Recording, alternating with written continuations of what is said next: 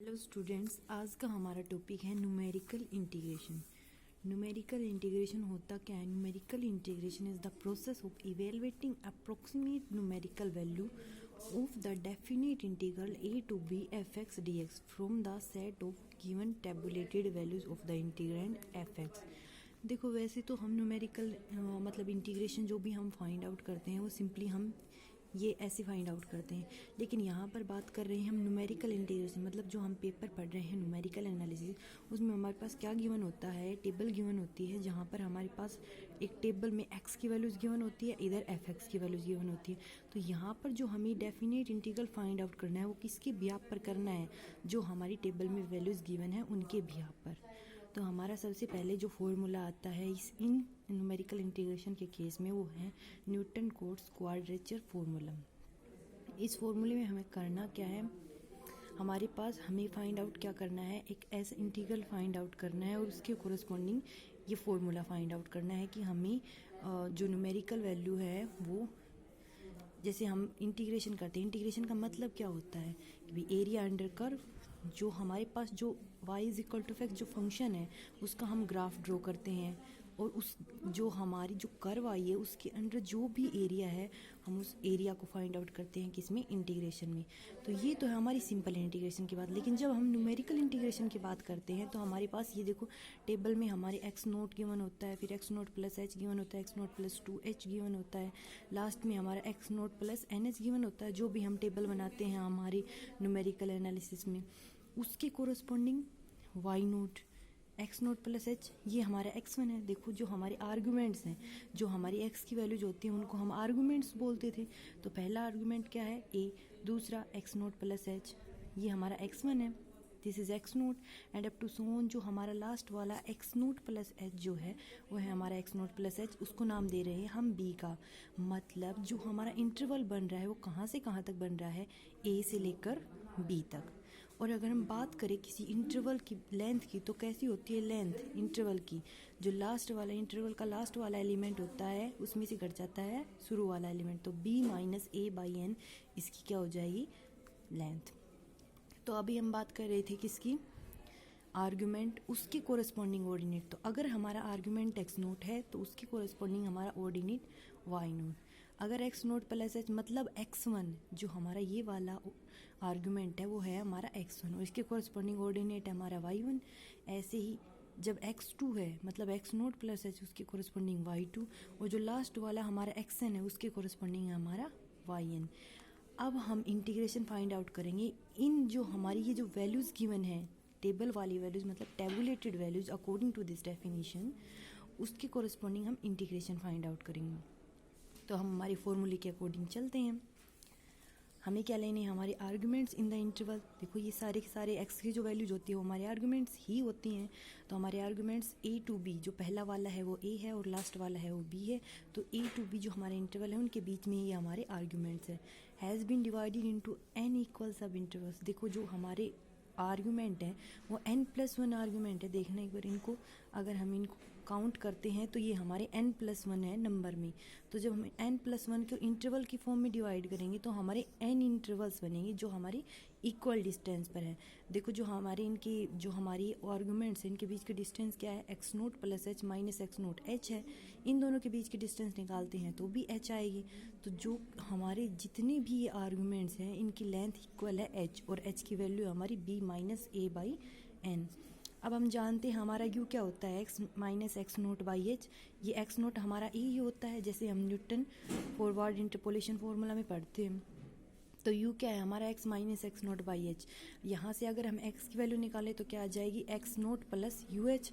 दोनों side differentiation करते हैं तो क्या आ जाएगा? D x is equal to h into d u. देखो, ये डिफ्रेंशिएशन हमने क्यों किया है? क्योंकि जैसे हम इंटीग्रेशन फाइंड आउट करते हैं तो हमें डी एक्स की वैल्यू चाहिए होगी यहाँ पर, तो यहाँ से हमें डी एक्स की वैल्यू हमारी मिल जाती है। अब देखो, हमारा जो फंक्शन है उसमें x भी है, तो हमें हमारा फंक्शन पूरा का पूरा u में चाहिए। तो हम क्या करेंगे? x की जगह x nought plus u H put कर देंगे और डी एक्स की जगह h into d you put कर देंगे। अब हमारा i क्या है? जो हमारा इंटीग्रेंड है वो क्या है? a to b y dx। तो y क्या है? हमारा fx है। a क्या है? एक्स नोट है। देखो, स्टार्टिंग में ही हमारा एक्स नोट था, लास्ट में क्या है? एक्स नोट प्लस एच, तो बी की वैल्यू क्या आ जाएगी एक्स नोट प्लस एच ये एफ एक्स। अब देखो ये जो भी हमारी लिमिट्स हैं वो एक्स की केस में है, एक्स की लिमिट्स हैं। अब हम जब पूरा का पूरा इंटीग्रैंड ही यू में चेंज करना चाहते हैं तो ये लिमिट भी हमारी यू की फॉर्म में आएंगी। तो जब आपकी वैल्यू एक्स की वैल्यू, देखो एक्स की लिमिट है तो यहाँ पर एक्स की वैल्यू है, तो जब हमारी एक्स की वैल्यू एक्स नोट है, एक्स नोट है, तो यहाँ पर अगर हम पुट करते हैं, देखो एक्स की वैल्यू हमारी ये है, तो जब एक्स की वैल्यू एक्स नोट मतलब एक्स नोट होगी तो इधर भी क्या है x nought plus u h, तो एक्स नोट से एक्स नोट कैंसिल, यू के आ जाएगा जीरो इस केस में। और जब हमारी एक्स की value x nought plus n h है तो हम यहाँ पर पुट करेंगे x nought plus n h, x nought plus n h, इधर क्या x nought plus u h, तो एक्स नोट से एक्स नोट कैंसिल, एच से एच कैंसिल, क्या आ जाएगा u is equal to n. तो यहाँ पर हमारी यू की लिमिट्स निकल कर आ गई हैं, कहाँ से कहाँ, जीरो से लेकर एन तक। तो देखो ये इंटीग्रेंट जीरो से लेकर एन तक आ गया है, F of x nought plus u H, ये एक्स की वैल्यू है हमारी यहाँ से, तो ये आ गई, और यहाँ पर ये डी एक्स की वैल्यू पुट कर दी है हमने। क्लियर है। यहाँ से अब हम क्या करेंगे, न्यूटन फॉरवर्ड इंटरपोलेशन फार्मूला का यूज़ करते हैं। तो न्यूटन फॉरवर्ड फार्मूला क्या होता था हमारा, F of A plus u H क्या होता था, एफ ऑफ ए। और अगर हम वाई की टर्म्स में बात करें तो जैसे हमारा एफ एक्स नोट है वो क्या हो जाएगा वाई नोट, क्योंकि वाई क्या होता है आपका एफ एक्स होता है, तो एक्स नोट रखते हैं यहाँ पर ये वाई नोट, क्योंकि आपकी जो पहली टर्म थी हमारा जो ये ग्राफ था इसके कोरस्पॉन्डिंग एक्स के कोरस्पॉन्डिंग आपकी एक्स नोट के कोरस्पॉन्डिंग आपका क्या था वाई नोट। फंक्शन में यहाँ पर एक्स नोट पुट करेंगे तो हमारे पास क्या आ जाएगा वाई नोट। तो ये जो हमारा न्यूटन फॉरवर्ड इंटरपोलेशन फार्मूला है वो हमने खोल दिया है यहाँ पर। अब हम क्या करेंगे, एच हमारा कांस्टेंट ये बाहर आ जाएगा, मैंने क्या किया है यहाँ पर इसका इंटीग्रेशन किया है यू के रिस्पेक्ट में, और क्या की हमारी लिमिट्स पुट की है, तो ये आ गया हमारा न्यूटन क्वाड्रेचर फार्मूला। अब देखो इस फॉर्मूले के अकॉर्डिंग ही हम निकालेंगे ट्रेपेजॉइडल रूल। इस फॉर्मूले में हम पुट करेंगे एन को 1 पुट करेंगे, 2 पुट करेंगे, 3 पुट करेंगे, तो हमारे नए नए फॉर्मूले निकल कर आएंगे। तो सबसे पहला केस हम फाइंड आउट करते हैं जब हमने एन को 1 पुट किया है, here Newton Cotes quadrature formula. तो हमने ये फार्मूला लेना है, इनके कोरेस्पॉन्डिंग हम पहला फार्मूला हमारा फाइंड आउट करते हैं। तो हमने जब एन को 1 लिया, जब आप एन को 1 लेते हो तो एन क्या होती है आपके पोलिनोमियल की डिग्री होती है। इन केसेस में जब आप एन को 1 लेते हो तो जो पोलिनोमियल फिट होगा, मतलब जो पोलिनोमियल निकल कर आएगा वो कैसा होगा, एक स्ट्रेट लाइन होगी, मतलब जो पोलिनोमियल निकल कर आ रहा है वो इस फॉर्म का होगा। आगे क्या बोलता है, देखो स्ट्रेट लाइन वाला तो हो गया, आगे क्या बोलता है, then difference above first order are zero, मतलब एक ऑर्डर से ज़्यादा का अगर हम डिफरेंस लेते हैं तो वो क्या आ जाएंगे सारे के सारे जीरो। एक ऑर्डर तक तो वो रह जाएगा लेकिन एक ऑर्डर से ज़्यादा जाते ही वो जीरो हो जाएगा। तो देखो अगर मैं दोनों साइड यहाँ पर डिफरेंस अगर डेल ऑपरेट करती हूँ तो इधर कांस्टेंट पर ऑपरेट होते ही जीरो, इस पर ऑपरेट होते ही तो क्या बचेगा a1 into H, this is constant value.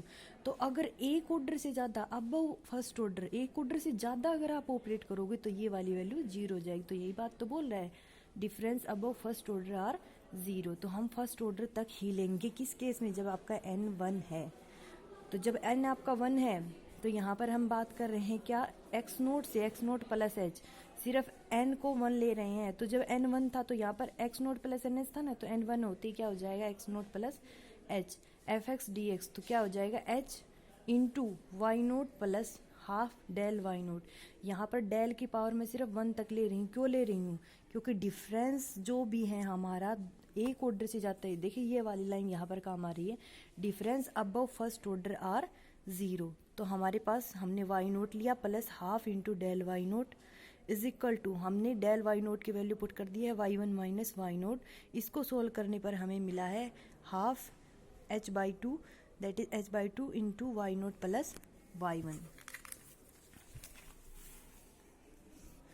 सो जब n को 1 रखा तो आपको मिल गया h by two into y nought plus y 1। Similarly एक एक का चेंज ले रहे हैं हम, जब एक्स नोट से एक्स नोट प्लस एच था तो ये आ गया, जब एक्स नोट से एक्स नोट प्लस एच से एक्स नोट प्लस 2h लोगे तो आपको क्या मिल जाएगा h by two y 1 plus y 2। यहाँ पर वाई नोट प्लस वाई 1, देखो जीरो, पहले दो ऑर्डिनेट्स आ गए, फिर अगले दो ऑर्डिनेट्स का सम आ जाएगा, मतलब वाई नोट प्लस वाई 1 है, फिर वाई 1 प्लस वाई 2 आ जाएंगे, ऐसे ही अप टू सो ऑन। जो लास्ट वाला है वो क्या आ जाएगा h by two y n minus 1 plus y n. अब अगर मुझे इन सब का सम देखो, लेफ्ट वाले का सम कर दो और राइट वाले का सम कर दो। जब मैंने इन सब का सम किया, देखो अगर मैं कोई इंटीग्रेशन करती हूँ a to b plus b to c, तो मुझे इंटीग्रेशन कहाँ से कहाँ मिलता है, a टू c। तो यहाँ पर अगर इन सब को मैं देखती हूँ तो मेरा इंटीग्रेशन कहाँ से कहाँ तक हो जाएगा, x नोट से x नोट प्लस NH। देखो यहाँ पर मैंने इनको इंटरवल्स में, सब इंटरवल्स में ब्रेक कर लिया है। तो मेरा जो इंटीग्रल वो कहाँ से कहाँ हो गया, x नोट से x नोट प्लस NH। यहाँ पर मैंने क्या किया, इन सबको ऐड किया है। तो देखो ये जो y नोट और yn है ये सिर्फ एक बार है, और जितनी भी टर्म्स है y1 ये 2 बार आ गया, ऐसे ही y2 हमारा 2 बार, और बीच की जितनी भी टर्म्स है वो सारी 2 बार आ जाएंगी। तो देखो ये 1 बार और ये 2 बार।